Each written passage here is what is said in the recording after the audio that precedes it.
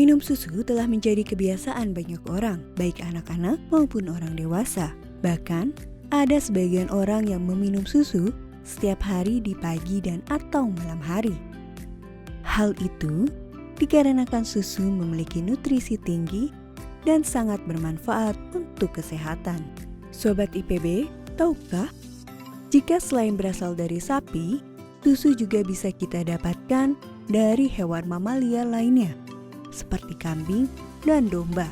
Selain itu, masyarakat Indonesia sendiri mengenal susu dengan dua bentuk yang umum, yaitu susu bubuk dan susu cair. Saat ini, masyarakat mengenal banyak jenis susu cair. Namun, pada umumnya, jenis susu cair yang sering dikonsumsi ada 3, yaitu susu pasteurisasi, susu UHT, dan susu sterilisasi. Susu pasteurisasi merupakan susu yang melewati proses pemanasan pada suhu 70 sampai 80 derajat Celcius dengan waktu yang relatif singkat. Sedangkan pada susu UHT merupakan susu yang melewati proses pemanasan yang disebut dengan proses ultra high temperature dengan suhu 135 sampai 150 derajat Celcius dengan waktu yang singkat. Susu sterilisasi melewati proses pemanasan dengan suhu 100 sampai 120 derajat Celcius dengan waktu 20 sampai 30 menit. Pada proses ini, susu akan dipanaskan bersamaan dengan kemasannya yang biasanya terbuat dari kaleng. Kandungan nutrisi pada susu pasteurisasi tidak banyak mengalami perubahan.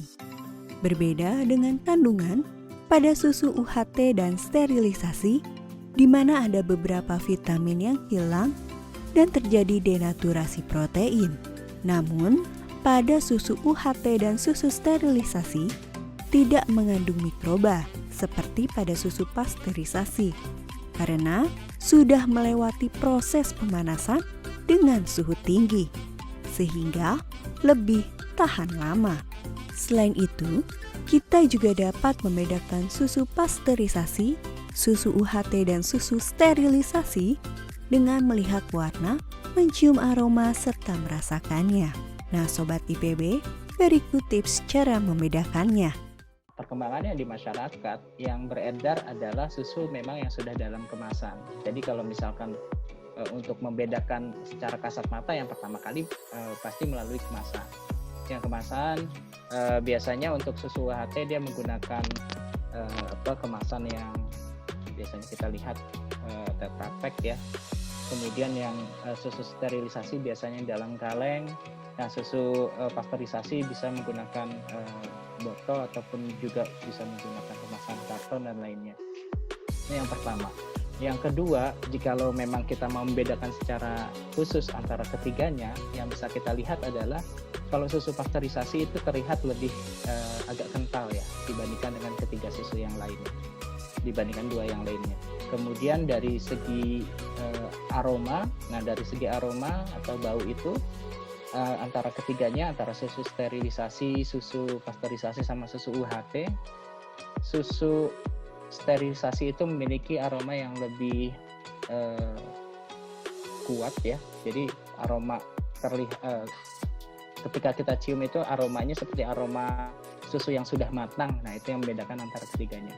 Kemudian yang kedua dari segi kematangannya yaitu susu UHT, dan kemudian yang terakhir adalah susu pasteurisasi. Itu dari segi aroma dan rasa kematangannya.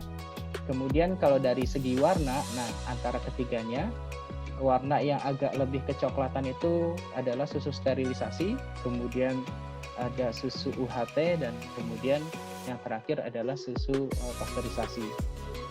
Itu adalah kurang lebih bagaimana caranya membedakan antara ketiga susu tersebut. Nah, Sobat IPB, bagaimana? Sudah tahu kan beda antara susu pasteurisasi, susu UHT, dan susu sterilisasi? Sekarang kembali lagi kepada Sobat IPB. mau minum susu yang mana, karena pada dasarnya susu sangat bermanfaat untuk kesehatan tubuh kita. Semoga tayangan ini bermanfaat. Jangan lupa untuk share, subscribe, dan like ya Sobat IPB.